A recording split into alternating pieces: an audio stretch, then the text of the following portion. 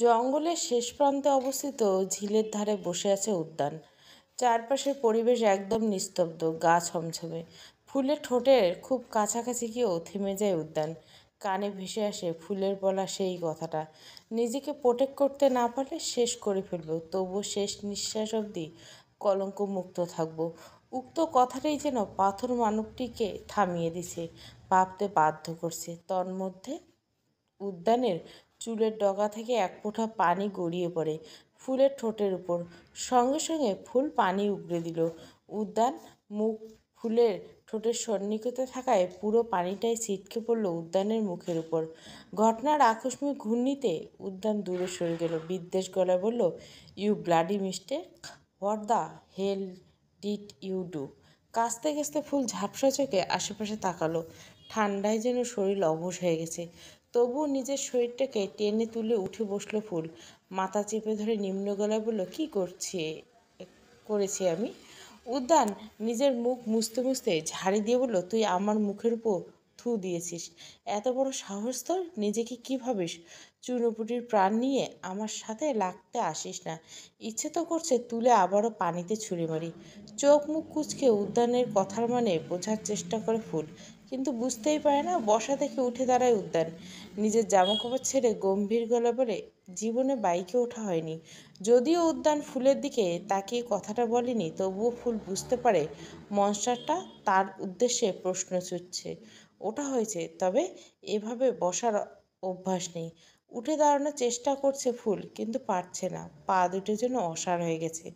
উদ্যান এবার ভুরু কুঁচকে ফুলের দিকে তাকালো, শার্টের হাতা গোটাতে গোটাতে বলল, তো কিভাবে বসার অভ্যাস আছে? ফুল উত্তর দিল না। সে হতে হাতে গোনা কয়েকবার আবেশের সাথে বাইকে উঠেছিল। অবশ্য তার বাইকে ওঠা নিয়ে আবেশের ছিল তীব্র অনীহা।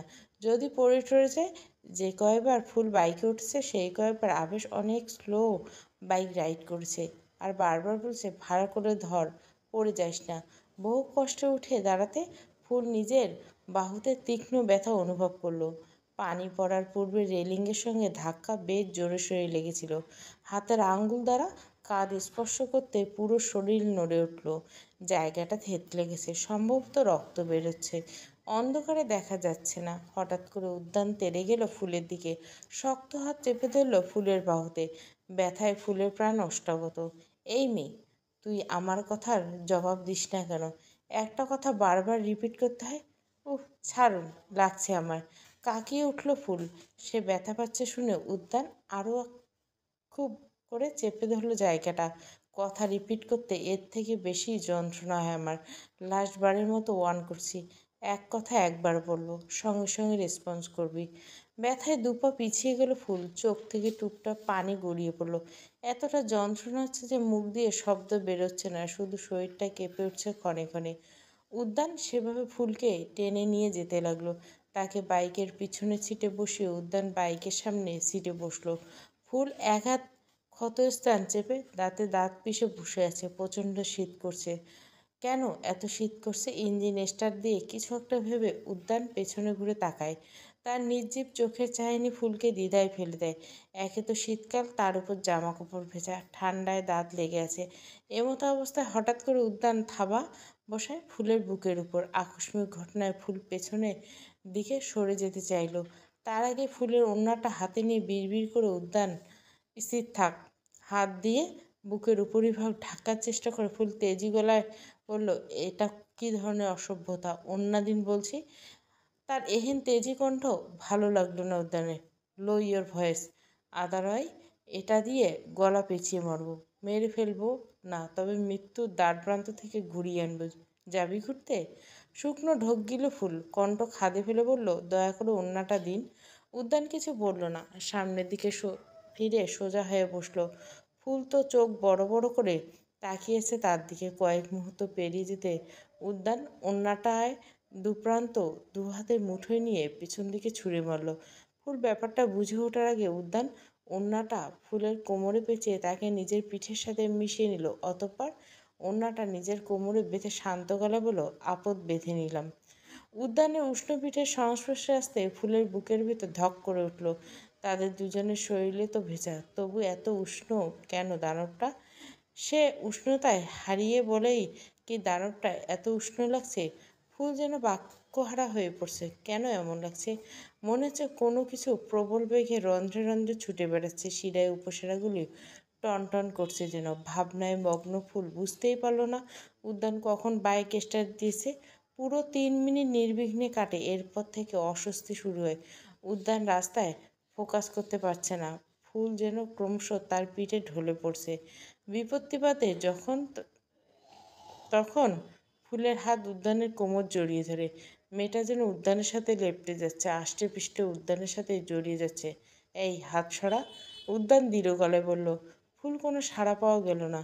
সে আরও শক্ত করে উদ্যানের সিল্কের শার্ট খামচে ধরল। উদ্যান এবার না পেরে বাইক ব্রেক কষল। ওড়না বাঁধন খুলে ফুল ঢলে পড়ল বাম দিকে। হকচকিয়ে গেল উদ্যান। এক হাতে কোনো মতে ফুলকে পড়া থেকে বাঁচালো। মেয়েটার শরীর একদম ছেড়ে দিছে, জ্বর এসেছে বোধহয়। উদ্যান কপালে হাত দিয়ে চেক করার প্রয়োজন বোধ করলো না। এমনিতে ফুলের শরীরের তাপমাত্রা সে টের পেয়েছে। উদ্যান এবার সম্পূর্ণ ফুলের দিকে ঘুরে গেল। এক হাতে মেয়েটিকে সামলে ভুরু কুচকে কিছুক্ষণ তাকিয়ে রইল। সে তো মনে মনে ঠিক করেছিল মেয়েটাকে উল্টে ঘুরিয়ে বসাবে, যাতে তাকে বিরক্তি করার জন্য জড়ি টড়ি ধরতে না পারে। কিন্তু এই মেয়ে তো নিজেরই হুঁশ নেই। একে ঘুরিয়ে বসানো তো দূর, পেছনে বসানোটাও মারাত্মক রিস্কি। উদ্যান পকেট থেকে ফোনটা বের করে দেখলো রাত 12টা ছুঁইছি, আর কিছুটা রাস্তা বাকি আছে। উদ্যান ফোনের ফ্ল্যাশলাইট জ্বালিয়ে ফুলের মুখের উপর ধরল। মেয়েটার চেহারা রক্তশূন্য হয়ে ভূতের ন্যায় ফ্যাকাশে দেখাচ্ছে। ভেজা চুলগুলো খোপা করা ছিল, যদিও এখন ঢিলে হয়ে প্রায় খুলে যাওয়ার উপক্রম। উদ্যান জানে না সে কতক্ষণ তাকিয়েছিল। যখন বুঝতে পারল সে অকারণে তাকিয়েছে, তখন সে চোখ সরিয়ে নিল। এরই মাঝে চোখ পড়ল ফুলের কাঁধে। জামার অংশটা রক্তে ভেজা। উদ্যান প্রচণ্ড বিরক্ত হল। এ মেয়ে নয়, আস্ত এক আপদ। আপদ নিয়ে ঘুরছে, ভাবতে অবাক লাগে। কিছুক্ষণ ভাবনা চিন্তা করে ফুলকে সামনে এনে বসায় উদ্যান। পূর্বের ন্যায় ওড়না দিয়ে নিজের সাথে বেঁধে নেয়, তারপর বাইক স্টার্ট দেয়। এরপর যেন ফুল অসীম সুখ খুঁজে পায়। উদ্যান শরীর থেকে নিগত প্রখর পুরুষালী ঘ্রাণে ফুলের নারী অবচেতন মন জেগে ওঠে। এই ঘ্রাণ যে খুব আপন বলে মনে হচ্ছে এই ঘ্রাণের উপর একান্ত তারই অধিকার। এ কী হচ্ছে ফুলের সাথে? কেন হচ্ছে? কেন অত সুখ অনুভব হচ্ছে? কেন এই তীব্র গন্ধটা তার মস্তিষ্কের স্নায়ুকোষ সজাগ করে তুলছে? কোনো অন্তঃকরণ তীব্র অস্থিরতা দেখছে। এ কি উন্মাদনা ভর করছে? এজন্য সুখ নয়, এজন্য অসুখ। তবে কি ফুলকে অসুখ পেয়েছে? ফুলের অবচেতন হাত পুনরায় উদ্যানের কোমর ঘিরে ফেলল। উদ্যান এবার চরম বিরক্ত হলো। জন্মের শিক্ষা হয়েছে, আর কখনো এই মেয়েকে নিজের বাইকে ওঠানোর পাপ করবে না। একটু আগে আমাকে অসভ্য বলে এখন নিজে এসব কী করছিস? আমি সভ্য অসভ্যের ব্যাখ্যা জানি না, তবে আমার মনে হচ্ছে তুই চরম অসভ্যতা করছিস আমার সাথে। সভ্যতার সীমা কতটুকু জানা নেই, তবে তুই অসভ্যের সীমা পেরিয়ে গেছিস নিশ্চিত। এখানেই থেমে যা। থামল না ফুল। উদ্যানের কথাগুলো যেন তার কর্ণকুহরে পৌঁছল না, এককভাবে লেপ্টে রইল উদ্যানের প্রশস্ত বুকের মাঝে। মুখ গুজে নিঃশ্বাসের তাটে টেনে নিতে লাগলো সেই আলোড়ন সৃষ্টিকারী প্রখর গন্ধটা। উদ্যানের কী হলো জানা নেই। সে বাইক স্পিড বাড়িয়ে দিল, উদ্দেশ্য যত তাড়াতাড়ি সম্ভব গন্তব্যে পৌঁছানো। এদিকে গতি বাড়ার সঙ্গে সঙ্গে ফুল গুঙ্গিয়ে উঠল। চোখের কার্নিশ বেয়ে জল গড়িয়ে পড়ল। মারাত্মক অসুখ ধরেছে তাকে। এ কী হয়ে গেল? অন্যদিকে ফুলের অবাধ্য চুলগুলো যেন আজকে উদ্যানকে জ্বালানোর সুযোগ হাতছাড়া করছে না। ভেজা চুল বাঁধনাড়া হয়ে উদ্যানের মুখমণ্ডলে আশ্রে পড়ছে। উদ্যানের অনুভূতিহীন দেহ যেন আজকের এই অঘটন এড়িয়ে যেতে পারছে না। কিছু মুহূর্ত পেরোতে উদ্যানের মুখভাবে রক্তিম বর্ণ ধারণ করলো। প্রথমবারের মতো তার কণ্ঠরোধ হয়ে এলো। ফুলের ঢলাঢলিতে উদ্যানের শার্টের দুটো বোতাম খুলে গেছে। ফুল এবার শার্টের ফাঁক দিয়ে উন্মুক্ত বক্ষপটে নাক ঘষতে লাগলো। নিজের বক্ষপৃষ্ঠে ফুলের নরম অধর ছোঁয়া পেতে উদ্যান দ্বিতীয় দফায় সেই শব্দতরঙ্গ শুনতে পায়, যেই শব্দতরঙ্গ সে ফুলের কানে কিস করার দিন শুনতে পেয়েছিল। চোখ বড় বড় হয়ে গেল দানবটার। রাগ আর অস্থিরতা মিলেমিশে মাথায় বিশাল চাপ তৈরি হয়েছে। সহ্য করতে না পারে বাইকের স্পিড স্লো করে ফেললো। চিৎকার করে বলল, স্টপ অল দিস। বাইক থামিয়ে জোরে জোরে শ্বাস নিতে লাগলো উদ্যান। ফুল এখনো জ্ঞান শূন্য, লোকে তাকে নেশাগ্রস্ত বলে মনে করবে। জ্বর আর বিষ ব্যথা তাকে কাবু করে নিয়ন্ত্রণহীন করে ফেলছে। তবে উদ্যানের পক্ষে আর সহ্য করা সম্ভব না। কিছু তো আছে যা তাকে ঠিক থাকতে দিচ্ছে না। সেই শব্দ তরঙ্গ বড্ড অদ্ভুত, সে বোঝাতে পারবে না। তার শ্বাসকষ্ট আছে, হচ্ছে। সেই দিনে হয়েছিল। ফুল রুম থেকে বেরিয়ে যাবার পর সেদিন তার মারাত্মক শ্বাসকষ্ট হয়েছিল। এই জলশূন্য রাস্তায় তার শ্বাসকষ্ট হলে কী করবে? লেবুলাইজার তো দূর, সাথে তো ইনহেলারও আনেনি। উদ্যান ক্ষুব্ধ হয়ে ফুলকে নিজের থেকে ছাড়িয়ে বাইক থেকে নামে। রাগে দিকভিদিক শূন্য হয়ে পড়েছে উদ্যান। ফুলকে কাঁধে তুলে রাস্তা ছেড়ে পাশের ঝোপঝাড়ের মধ্যে ঢুকে পড়ল সে। এদিকে জঙ্গল অতটা ঘন না হলে গাছপালা দিয়ে আবৃত, শহর থেকে বেশি দূরে নয়। আর 5 মিনিট রাস্তা পের হলে শহর। উদ্যান এটা করতে চায়নি, তবে সেও উপায়হীন। ইতিমধ্যে তার শ্বাস আটকে এসছে, যখন তখন জ্ঞান হারিয়ে ফেলতে পারে। উদ্যান একটা বড়সড় গাছের নিচে এসে ফুলকে বসিয়ে দিল। মেয়েটার শরীর রীতিমতো কাঁপছে, গুনগুনিয়ে কান্না করছে আর অস্ফুট স্বরে বিড়বিড় করছে। চাঁদের ক্ষণিকের আলো গাছের ফোকর দিয়ে সামান্য আলোকিত করে রেখেছে চারপাশ। উদ্যান হাঁটু গেড়ে ফুলের সামনে বসলো, ওড়না দিয়ে ফুলকে গাছের সাথে বাঁধলো। তারপর মৃদু গলায় বলল, কখনো যেন ফোনটা পকেট থেকে পড়ে যায় আর এসব তোর জন্য হয়েছে। আমার তো মনে হয় তুই হাতাহাতি করে ফোনটা ফেলে দিছিস, বড্ড জ্বালিয়েছিস। শাস্তি হিসেবে এখানেই পড়ে থাক। আমি ওদের কাউকে পাঠিয়ে দেবো তোকে নেওয়ার জন্য। এখানে বেঁধে রেখে যাচ্ছি যাতে পালিয়ে যেতে না পারিস। ফুল ক্ষীণ চোখে তাকিয়ে থেকে বাঁদিকে হেলে পড়ল। উদ্যানের কথাগুলো বোধগম্য হলো না তার। উদ্যান দ্রুত উঠে দাঁড়ালো, তারপর আবারও কিছু একটা মনে করে বসে পড়ল। ফুলের চুলগুলো সতর্কতার সাথে সামনে এনে বুকের উপর ছড়িয়ে রাখলো। তারপর আর এক মুহূর্ত নয়, উদ্যান এক প্রকার দৌড়ে রাস্তায় এসে পড়ল। রাস্তার মাঝামাঝি দাঁড়িয়ে হাঁটুতে ভর দিয়ে জোরে জোরে শ্বাস নিতে লাগলো। হাঁপিয়ে গেছে সে। নিজেকে দুর্বল কেন লাগছে নিজেকে? রাস্তার পাশে থাকা গাছগাছালির দিকে তাকালো উদ্যান। বহু কষ্টে সেদিকে এগিয়ে গেল। চিহ্ন রাখার প্রয়োজন, নইলে ফুলকে খুঁজে পেতে বেগ পোহাতে হবে। সে বেশ কিছু গাছের ডালপালা ভেঙে বিছিয়ে রাখলো, কতগুলো রাস্তার মাঝে রাখলো। তারপর হাতের উল্টো পিঠে কপালে ঘাম মুছে বাইকে উঠে বসলো। খানজাদা নিবাসের পরিবেশ প্রতিদিনের মতো শান্ত। বাড়ির সদস্যরা প্রত্যেকে নিজ নিজ কক্ষে ঘুমে তলিয়েছে। ব্যতিক্রম বলতে শুধু আবেশে আছে যে এখনো ঘুমায়নি। ছেলেটা একা একা ফুলের জন্মদিন উদযাপন করছে। হ্যাঁ, আজ ফুলের জন্মদিন। যেখানে ফুল থাকাকালীন ঘটা করে তার জন্মদিন পালন করা তো, সেখানে তার অনুপস্থিতিতে যেন সবাই ভুলেই গেছে আজ এই বাড়ির একমাত্র মেয়ে ফুলের জন্মদিন। সেই ফুল, যে ফুলের হাসি ছিল এইবারের প্রাণ, এইবারের রং। কীভাবে ভুলে গেল সবাই? সবার কথা বাদ, ফুলের মাও কীভাবে ভুলে গেল? সমস্ত ভাবনা সাইডে রেখে আবেশ মোমবাতি নিভিয়ে কেক কাটলো। সামনে ফুলের ছবি রাখা। আবেশ এক টুকরো কেক নিয়ে ছবির সামনে ধরল। ফুল, শুভ জন্মদিন। আবেশের চোখের সামনে ঝাপসা হয়ে গেল। কেকের টুকরোটা ছুঁড়ে ফেলে দিয়ে বলল, এসব খেলে মোটা হয়ে যাবি, তখন তোকে দেখতে ভালো লাগবে না ফুল। নীরবতা নেমে এলো রুমে। আবির উচ্চস্বরে হেসে উঠল, কিছু বললি না? তোকে কেকেও খেতে দিলাম না, তবুও কিছু বললি না? এই, তুই চুপ করে আসিস কেন? তোর চুপ থাকাটা সাজে না। কথা বল, বলবি না? ভাব দেখাচ্ছিস খুব, কথা বলবি না? রাগ দেখাস না, বায়নাও করিস না। এত বড় কবে হয়ে গেলি? মুখ ঢেকে কেঁদে উঠে আবেশ, আমি তোর জন্য গিফট এনেছি, এবার আর ভুলে যাইনি, মনে আছে আমার। আবেশ এবার গিফট বক্স বের করে ফুলের সামনে রাখলো। এই নে তোর গিফট, এবার অন্তত কথা বল, একবার আমার দিকে তাকিয়ে হাস, বেশি না, একবার। আমি আর পাচ্ছি না জান, তোকে খুঁজতে খুঁজতে আমি ক্লান্ত হয়ে গেছি।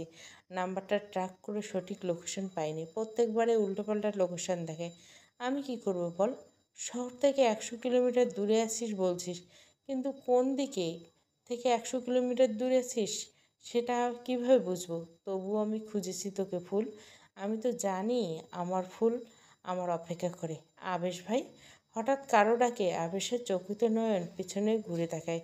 তবে বরাবরের নেই, এবারও সে হতাশ। এটা ফুলের কণ্ঠ নয়, ফুল আসেনি, ফুল তাকে ডাকেনি, এটা তো মেহেক। আবেশ ভাই, তুমি কাঁদছো? মেহেকের প্রশ্ন ঘুরিয়ে দ্রুত চোখের পানি মুছে নেয় আবেশ। ধরা গলা বলে, তুই এত রাতে কী করছিস? আমি তো অ্যাডমিশন টেস্টের জন্য স্টাডি করছিলাম, তোমার চিৎকার শুনে দেখতে এলাম। মেহেক কিছু এগিয়ে এলো আবেশের জন্য। তুমি ফুলের জন্য কাঁদছো আবেশ ভাই?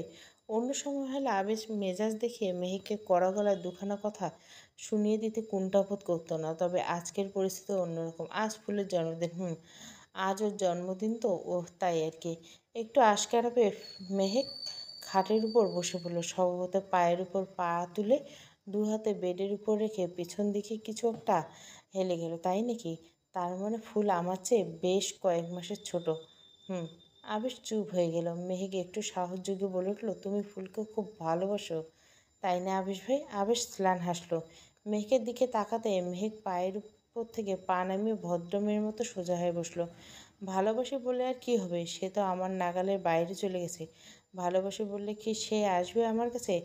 জানিস তো মেহেক, এই পর্যায়ে সে উপলব্ধি করলে পারলাম রূপবান গুণবান হওয়ার চাইতে ভাগ্যবান হওয়াটা কতটা জরুরি। আমি ভীষণ দুর্ভাগা রে মেঘ। আবেশের কথাটা শুনে মেহেক কিছুটা মন খারাপ করে হলো। এবার বলো না ভাই, ফুলের তো বিয়ে হয়ে গেছে, যেভাবে হোক তো হয়েছে। যদি আমরা জানি না সেদিন ঠিক কী হয়েছিল, তবে এটা তো সত্যি সে সম্পর্কে এখন তোমার ভাবি হয়। উদ্যান ভাইয়ে যেমন হোক ফুল তার স্ত্রী, তাই ফুলের জন্য ভালোবাসা পুষে রাখলে দিন শেষে তোমাকে যন্ত্রণা। Get out. হঠাৎ ধমকে কেঁপে উঠল মেহেক। রাগে ফোঁস করছে আবেগ। আচ্ছা, মেহেককে সুযোগ পেয়ে একটু বেশি বলে ফেললো। তোর সত্য বাণী শুনতে চাইনি আমি মেহেক। সব লজিক নিজের পড়াশোনায় খাটাবে, আমার উপর নয়। আবেশ চুপ। আর কিছু শুনতে চাই না, বেড়া। আবেগ। মেহেক মাথা নিচু করে নিল, ঠোঁট ভেঙে কান্না পেল। কান্নাগুলো গিলে দ্রুত পায়ে রুম থেকে বেরিয়ে এসলো। বাইরে আসতে দেখলো রেহেনা বেগম দরজার পাশে থাকা অন্ধকারের মাঝে দাঁড়িয়েছে। মেহেক কিছু বলতে যাবে, তার আগে রেহেনা বেগম উল্টো ঘুরে চলে গেল। মেহেকও নিজের রুমের দিকে পা বাড়াতে আচমকা কিছু একটা উড়ে এসে তার মাথার উপর পড়ল। মাথার সাথে লেগে জিনিসটা অন্য পাশে গিয়ে পড়ছে। মেঘ আবাসের রুমের দিকে তাকাতেই দেখলো ছেলেটা সব জিনিসপত্র ছোড়াছুড়ি করছে। তার মাথায় শুধু একটাই শব্দ ঘুরপাক খাচ্ছে, সেটা হলো ভাবি। কি খারাপ শোনাচ্ছে শব্দটা। আবেশ ইতিমধ্যে শব্দটাকে ঘৃণা করে ফেলেছে। আবেশ রক্তচক্ষু মেহেকের দিকে তাকাতে মেহেক একটা শুকনো ঢোক গিললে ছুট লাগায়। প্রতিমধ্যে আবারও সেই জিনিসটার সাথে হোঁচট খায় মেহেক। ভুরু কুচকে তাকিয়ে দেখে সেটা একটা গিফট বক্স। মেহেক ঝুঁকে সেটা হাতে তুলে নেয়। গিফট বক্স ফেরত দিতে ফের আবেশের রুমের দিকে আসার পূর্বে আবেশ ধাম করে দরজা বন্ধ করে দেয়। মেহেক আর কী করবে? গিফট বক্সটা সাথে নিয়ে নিজের রুমের দিকে চলে যায়। 10 মিনিটের মধ্যে উদ্যান এসে পৌঁছায় নিজের গন্তব্যে। শরীর ভালো নেই তার, ঘেমে নেমে একাকার অবস্থা। রাত এখন 12টা 47। 17তলা বিশিষ্ট বিল্ডিংটার দিকে তাকে হাঁসফাঁস করে ওঠে উদ্যান। বাইকটা সেখানেই ফেলে রেখে ক্লান্ত শরীরটাকে টেনে নিয়ে যায় ভেতরে। লিফটে উঠে 17 নম্বর বাটনে ক্লিক করতে দরজা বন্ধ হয়ে যায়। লিফটে আপাতত সে একাই। দৃষ্টি ঝাপসা হয়ে আসে উদ্যানে। শত চেষ্টা করে সে আর স্থির থাকতে পারে না। লিফটটা উপরের দিকে যেতে শুরু হওয়ার সাথে সাথে উদ্যান জ্ঞান হারিয়ে লুটিয়ে পড়ে। শুধু আপনাদের বিরক্ত করার জন্য আমরা দুঃখিত মিস্টার সিদ্দিক। এসপি আরফাত সানি কিছুটা নরম গলায় বললেন। অনি মুখে হাসি টেনে বললেন, আমি কি জানতে পারি আমার নামে কে অভিযোগ করছে? না মিস্টার সিদ্দিক, সেটা জানাতে পারবেন না, নিষেধাজ্ঞা আছে। আমরা আজ আসি। এসপি আরাফাত সানি অনির সাথে হাত মিলিয়ে জিপে উঠে পড়ে। এদিকে রিদম উর্বির সামনে এসে দাঁড়ায়। তাকে দেখে উর্বি মুখ বাঁকিয়ে চলে যেতে নিলে রিদম বলে উঠলে, আপনি কি সবার সাথে খারাপ আচরণ করেন নাকি শুধু আমার সাথে করলেন? জিপের দরজায় হাত রেখে উর্বি বলল, যাদের দেখে আমার খারাপ ফিলিংস আসে আমি তাদের সাথে খারাপ বিহেভ করি মিস্টার ছন্দ। রিদম কিছুটা রেগে গেলেও বুঝতে দিল না। আপনি বলতে চাইছেন আই অ্যাম ব্যাড পারসন? একদম না, আমি সেরকম কিছু বলতে চাই না। উল্টে আপনার মনে হচ্ছে আমি আপনার সাথে খারাপ আচরণ করছি। বাস্তবতা আমি আপনার সাথে নর্মাল বিহেভ করছি। একজন অপরিচিত লোকের সাথে এর থেকে স্বাভাবিক আচরণ কিভাবে করে আমার জানা নেই। স্বভাবত হেসে উঠল রিদম। ও তাই বলুন। আমি তো ভাবলাম আপনি আমাকে আকারে ইঙ্গিতে খারাপ বুঝেছেন। যাই হোক, আপনি চাইলে আমরা পরিচয় হতে পারি। আমি ইন্ডিয়ান, অনি সিদ্দিকের বন্ধু। উর্বি এবার দরজা ছেড়ে দাঁড়ালো, বুকে হাত রেখে বলল, আমাদের কাছে খবর ছিল উক্ত সিন্ডিকেটে আপনারা একের অধিক লোক জড়িয়েছেন। এসব কথা বাদ দিন মিস উর্বি, আমাদের শত্রুর অভাব নেই। যে দেখলেও আমাদের কোম্পানির সুনাম ধীরে ধীরে মেক্সিকো ছড়িয়ে বাইরের দেশে ছড়িয়ে পড়ছে, অমনি তাদের চুলকানি শুরু হয়ে গেল। বেফাস কথাটা বলে দিয়ে রিদম আর চোখে উর্বির দিকে তাকায়। তবে ব্যাড ওয়ার্ডের শুনে উর্বি অভিব্যক্তি স্বাভাবিক ছিল, যা দেখে রিদম স্বস্তির নিঃশ্বাস ফেলল। উর্বি এবার গাড়িতে উঠে বসে গাড়ি স্টার্ট দেয়। রিদম চুপচাপ দাঁড়িয়ে ছিল। মেয়েটার সাথে আর একটু কথা বলার ইচ্ছে ছিল। অনেক চেষ্টা করে অভিযোগকারীর নাম বের করা যায়নি। রিদম ফিরে আসতে নিবে, তার আগে উর্বি গাড়ির জানলা দিয়ে হালকা উঁকি মেরে পিছন থেকে বলে ওঠে, বাই দ্য ওয়ে, আমি মিস নই, Mrs Urvi, Mrs Urvi Sen. Rhythm পেছন ফিরে তাকিয়ে দেখল উর্বির মুখের হাসি। ঠিক হাসি বলা যায় না, মেয়েটা হয়তো দুঃখ লুকানোর জন্য হাসছে। অবাক হলেন রিদম, এভাবে হাসার কারণ বুঝে উঠতে পারল না। উর্বি সোজা হয়ে বসে গাড়ি ঘুরিয়ে চলে যেতেই রিদম ফোন বেজে ওঠে। পকেট থেকে ফোনটা বের করে কানের কাছে ধরতে অপর পাশ থেকে লুহাস অস্থির গলায় বলে, দেহ কোথায়? এখনও আসেনি কেন? ও কি জেদ ধরে ওখানেই থেকে গেছে? লুহানের কথায় রিদমের ফোনের স্ক্রিনের সামনে এসে সময়টা দেখে নেয়। এখন সময় 1টা। আরে ইয়ার, দেহকে তো পাঠিয়ে দিছে, ও এখনও পৌঁছায়নি। দাঁড়া, ওকে কল করে দেখছি। তোর কি মনে হয় ওকে কল না করে আমি তোকে কল করছি? মানে মানে ওর ফোন নট রিচেবল। রুহানের কথায় উদ্বিগ্ন হয়ে পড়ে রিদম। কি বলছিস? এতক্ষণ তো পৌঁছে যাওয়ার কথা। বাইকে করে যেতে তো 1 থেকে 1.5 ঘন্টার বেশি সময় লাগার কথা। রিদমের কথা শুনে রুহান কল কেটে দিল। কী হয়েছে রিদম? অনি এগিয়ে আসতে আসতে প্রশ্ন করে। দেহ নাকি এখনও পৌঁছায়নি। রিদমের কথা শুনে অনি দ্রুত হাতে ফোন বের করে উদ্যানের নাম্বার ডায়াল করলো, কিন্তু উদ্যান ফোন পায় না, নট রিচেবল বলছে। খানিকটা ভয় পেয়ে গেল রিদম। কি হলো বলতো? দেহ তো এরকম করে না। কোথায় গেল তো? সব সময় জানি না। তান অসুস্থ থাকাকালীনও দেহ রাতের হসপিটালে কাটিয়েছে, সেটাও আমাদেরকে বলে গেছে। তাহলে আজ কী হলো? অনি এক মুহূর্ত অপেক্ষা হলো না, পার্কিং এরিয়ার দিকে হাঁটা ধরলো। আমাদেরকে এখনই ওকে খুঁজে বের করতে হবে। রিদমা পা মেলালো, তখনই আবার তার ফোনে কল আসে। এবার লুহানে কল করছে। রিদমের কলটা রিসিভ করে ভারী করে শুধল, কিরে তেহুর খোঁজ পেয়েছিস? শান্ত হ, তেহুকে পেয়ে গেছি। কথাটা বলে লুহান কল কেটে দিল। লেবুনাইজের শো শো শব্দে উদ্যানের অবচেতন মস্তিষ্ক সজাগ হয়ে গেছে। আদৌ চোখে আশেপাশে তাকিয়ে দেখে সে ড্রয়িং রুমে সোফার উপর বসে আছে। সামনে লুহান, সোহম আর মেলো বসে আছে। লাইটের তীব্র আলোয় উদ্যান আবারও চোখ বন্ধ করে নেয়। মানসপটে ভেসে ওঠে কিছুক্ষণ আগের ঘটনা প্রতিচ্ছবি। ধরপড়িয়ে উঠে বসে উদ্যান। মস্তিষ্ক এখনও ঠিকঠাকভাবে অক্সিজেন পৌঁছাচ্ছে না। মাথা ঘুরছে। মাথা চেপে ধরে জোরে জোরে শ্বাস নিতে লাগলো উদ্যান। তার অবস্থা দেখে মেলো চিন্তিত গলা বলল, আর ইউ ওকে? শ্বাস নিতে পারছি না এখন। উদ্যান নিজেকে সামলে নিয়ে বলে ওঠে, আমি কতক্ষণ ব্ল্যাক আউট ছিলাম। মেলো নিম্ন গলায় বলল, তা তো জানি না। তুই ঠিক কতক্ষণ লিফটে পড়েছিলি? সোহম আর লুহান তোকে খোঁজার জন্য বের হতে গিয়ে তোকে লিফটে অজ্ঞান অবস্থায় পেয়েছে। দেওয়ালে ঝুলানো ঘড়িটার দিকে তাকিয়ে উদ্যান দেখলো এখন রাত 2টো। তার মানে সে 1 ঘন্টার মতো অবচেতন ছিল।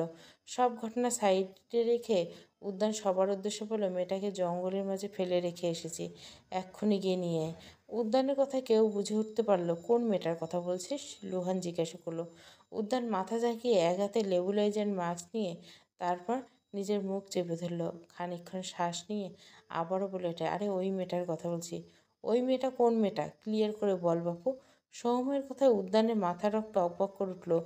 ওই মেয়েটা মানে? আমার পার্সোনাল মেটের কথা বলছি। ওকে আমি জঙ্গলে ফেলে রেখে এসেছি, এক্ষুনি গিয়ে মেয়েটাকে নিয়ে আয়, কুইক। কি? তুই হামফুলকে একা জঙ্গলের মাঝে ফেলে রেখে এসেছিস? Are you crazy? No, I am ঠিক আছি। পরিস্থিতি এরকম হতে গিয়েছিল যে আমি বাধ্য হয়ে ওকে ফেলে রেখে চলে এসেছি। তোরা তাড়াতে যা। লুহান মাথা নেড়ে হাঁটা ধরল। সৌম অবিশ্বাস্য চোখে উদ্যানের দিকে তাকিয়ে বিরস মুখে বলে উঠল, মেয়েটা যখন ফেলে রেখে আসবি তখন সোলার অ্যাসিস্টে রেখে এলে পারতি। শুধু শুধু জঙ্গলে রেখে আসার কি দরকার? মাঝরাতে একা একা মেয়ে জঙ্গলে তো শিয়াল কুকুর থাকে। তাছাড়া সেদিন চার্লস মেয়েটার কাছে যাওয়ার পর কী হয়েছিল ভুলে গেছিস? আজকে যদি তেমন কিছু হয়? চোখ বড় বড় হয়ে গেল উদ্যানের।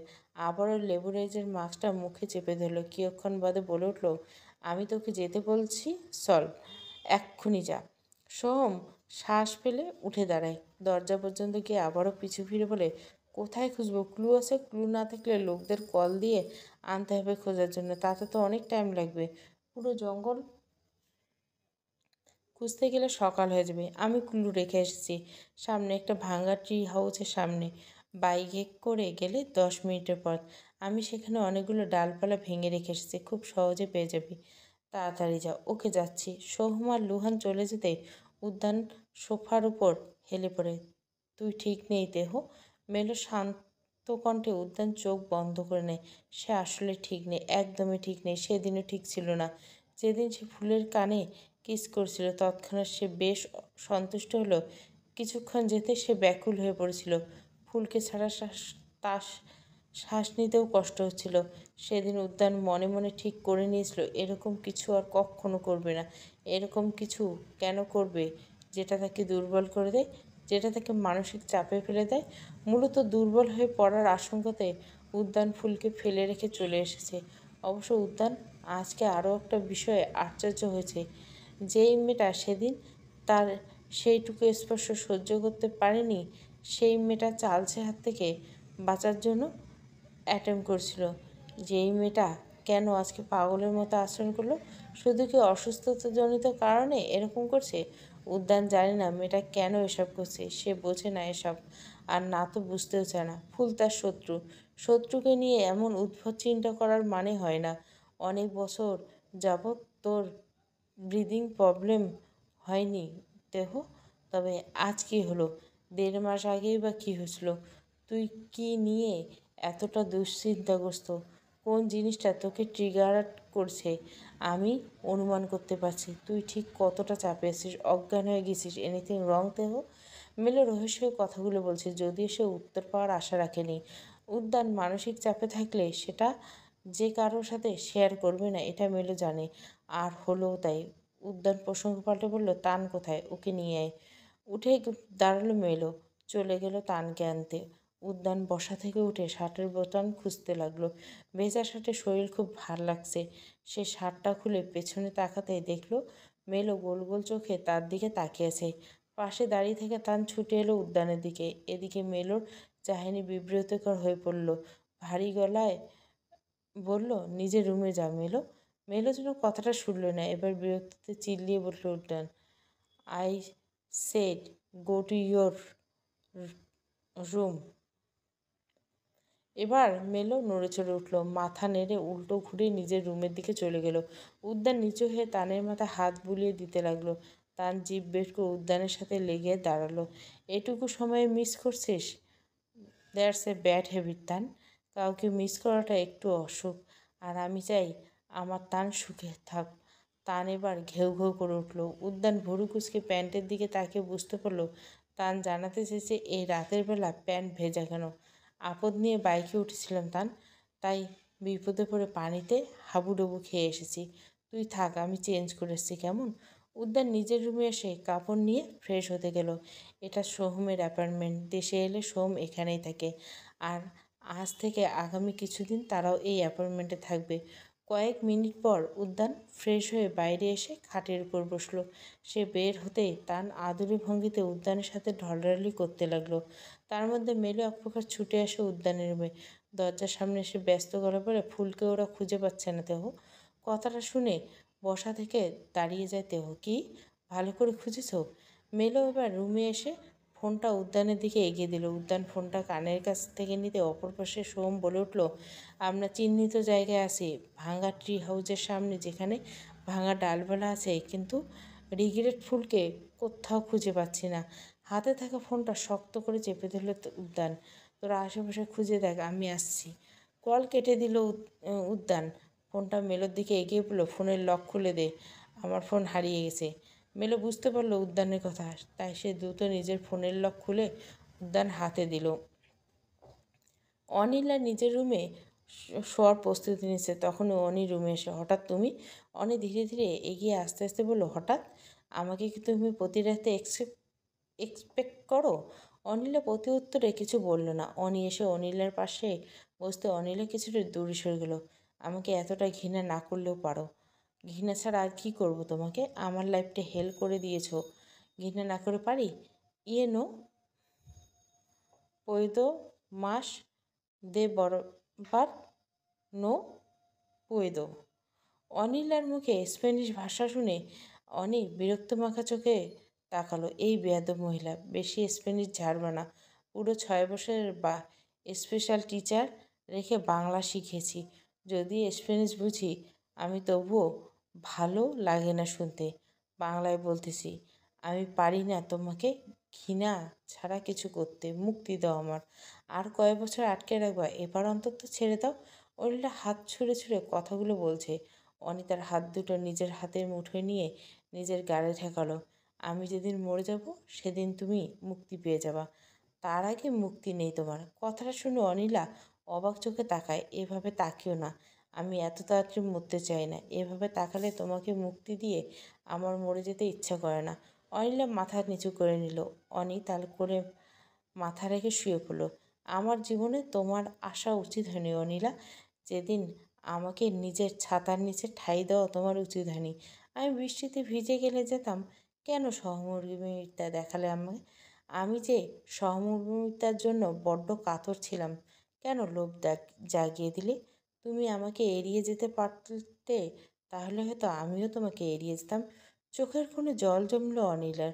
চোখ বন্ধ করে একটা শ্বাস নিল। হঠাৎ করে পুরোনো দিনের কথাগুলো মনে পড়ে গেল। কি অদ্ভুত, আমি আমার আসল নামটা পর্যন্ত ভুলে যেতে বসেছি। তুমি হয়তো সফল হয়ে যাচ্ছ অনি। তুমি আমাকে ফেলেনা থেকে সত্যি সত্যি অনিলা বানিয়ে ফেলেছ। তবে ট্রাস্ট মি, আমি অনিলা হতে চাই না। আমি ভুলে যেতে চাই না নিজের শেখরকে। আমিও চাই না। আমি শুধু তোমাকে নিজের দখলে রাখতে চাই, একটু সহমর্মিতার জন্য। এই যে সুযোগ পেলে তোমার কোলে মাথা রেখে ঘুমাবো, ব্যাস এইটুকু। বছরখানেক হলো তুমি আমার উপর জোরাজুরি করো না। ব্যাপার কি, ইন্টারেস্ট হারিয়ে ফেলছো? তুমি আগের মতো হয়ে গেছো, তাই না অনি? আমার অগোচরে মেয়েদের সাথে নাইট স্পেন্ড করো। বিদ্যুৎ গতিতে অনি উঠে বসলো। এক হাতে অনিলার মাথায় রেখে বলল, বিশ্বাস করো, তোমাকে বিয়ে করার পর থেকে কোনো মেয়ের দিকে বাজেভাবে চোখ তাকাইনি পর্যন্ত। তাহলে তুমি থাকো কীভাবে? আগে তো না পেরে আমার সাথে সোজাসুজি করতে। আমি তোমাকে ভালোবেসে ফেলেছি অনিলা, আর ভালোবাসার সাথে জোরাজুরি করা মানায় না। আমার খারাপ লেগে, সেই জন্য তো রুম আলাদা করে ফেলছি, যাতে তোমার সাথে মনের ভুলে বাজে কিছু করতে না পারি। আমি বুঝতে পেরেছি মনের সন্তুষ্টি শারীরিক মেলামেশা ছাড়াও লাভ হয় না। এই যে তোমার মুখখানা দেখলে আমার মন ভালো হয়ে যায়, এটাই তো আত্মতুষ্টি। অনিলার ঠোঁট চেপে মাথা নিচু করে নিল। অনি হালকা হেসে আবারও অনিলার কোলে মাথা রেখে শুয়ে পড়ল। জঙ্গলের মধ্যে হন্যে হয়ে ফুলকে খুঁজে চলছে উদ্যান, লুহান, সোহম। রিদমও কয়েকজনের মধ্যে লোকজন নিয়ে এসে পড়বে। যেই গাছটার সাথে ফুলকে বেঁধে রেখে গেছিল, ফিরে এসে সেই গাছের সাথে ফুলকে খুঁজে পায় উদ্যান। আমার মনে হয় ডাউটফুল সুযোগ পেয়ে পালিয়েছে। ভুলে গেলি হসপিটাল থেকেও তো বেশ কয়েকবার পালিয়ে যাওয়ার চেষ্টা করছিল। সোহমের গলায় উদ্যান রুক্ষ গলা বলে, ও পালিয়ে যাবার মতো কন্ডিশনে ছিল না। তার উপর আমি অনেক শক্ত করে গাছের সাথে পেঁচিয়ে হাত বেঁধে রেখে গেছিলাম। কারো সাহায্য ছাড়া মুক্তি পাওয়াটা অসম্ভব। যেখানে কি করে পালিয়ে যাবে? ভালো করে খোঁজ, আমার মনে হয় ও আশেপাশে আছে। ভোর 5টা, ফুলকে খুঁজতে খুঁজতে দিশেহারা পড়ছে উদ্যান। আর পারছে না, মেয়েটা কোথায় হাওয়া হয়ে গেল। মেয়েটাকে খুঁজে না পেলে উদ্যান কী করবে, ভাবনাটা মাথায় আসতে উদ্যান নিজের ঘাড় চেপে ধরল। বাকি সবাই এদিক ওদিক খোঁজাখুঁজি করছে। উদ্যান থেমে গিয়ে হাঁপিয়ে উঠল। হঠাৎ হাঁটু মুড়ে বসে পড়ল। চারপাশ থেকে যেন ফুলের বলা কথাগুলো প্রতিধ্বনি হয়ে ফিরে আসছে। আপনি একটা লম্পট, বুদ্ধিহীন দানব, যার মধ্যে না আছে হৃৎপিণ্ড, না আছে মেরুদণ্ড। হ্যাঁ, আমি সব কিছু, তবে আমি লম্পট নই। আমি নই তেমন। তাছাড়া সব কিছু আমি। আমি স্বীকার করছি। তবে তুই স্বীকার করে নে, তুই বিধ্বংসী, তুই সর্বনাশী, তুই সর্বগ্রাসী। উদ্যান আবার আশেপাশে তাকালো, ফের চারপাশ থেকে ভেসে এসলো, আপনার কাছ থেকে একটু রহম আশা করছিলাম। স্ত্রী হিসেবে না হোক, একজন নারী হিসেবে একটু রহম করতে পারতেন। আমি আর আশা করব না। কিছু নিজেকে প্রোটেক্ট করতে না পারলে শেষ করে ফেলবো। তবু শেষ নিঃশ্বাস অবধি কলঙ্ক মুক্ত থাকবো। দ্বিতীয়বারের মতো উদ্যানের কণ্ঠরোধ হয়ে গেল। সে বিড়বিড় করে বলে উঠল, তোকে একা রেখে যাওয়াটাই আমার ভুল হয়েছে। আমি মানছি আমি ভুল করছি। তুই আমাকে জ্বালিয়ে পুড়ে ছারখার করে দে, তবু আমি তোকে গাছের সাথে বাঁধবো না। ফিরে আয়, ফিরে আয়। আমার ঋণ শোধ না করে তুই হারিয়ে যেতে পারিস না। অনেক দেনা পাওনা আছে আমাদের মাঝে। তুই অনেক কেড়ে নিয়েছিস আমার থেকে। এভাবে কিভাবে চলে যেতে পারিস? উদ্যান হঠাৎ দাঁড়িয়ে গেল। মেয়েটার সাথে খারাপ কিছু হয়নি তো? মেয়েটা তো সেই রকম নয়। মেয়েটা তো প্রমাণ করে দিয়েছিল যে সবার থেকে আলাদা। মেয়েটা তো সেসব সহ্য করতে পারবে না। লোভী কৃষকদের মতো কি তবে উদ্যান হারিয়ে ফেলবে তার সন্তুষ্টিকে? না প্রিমরোজ।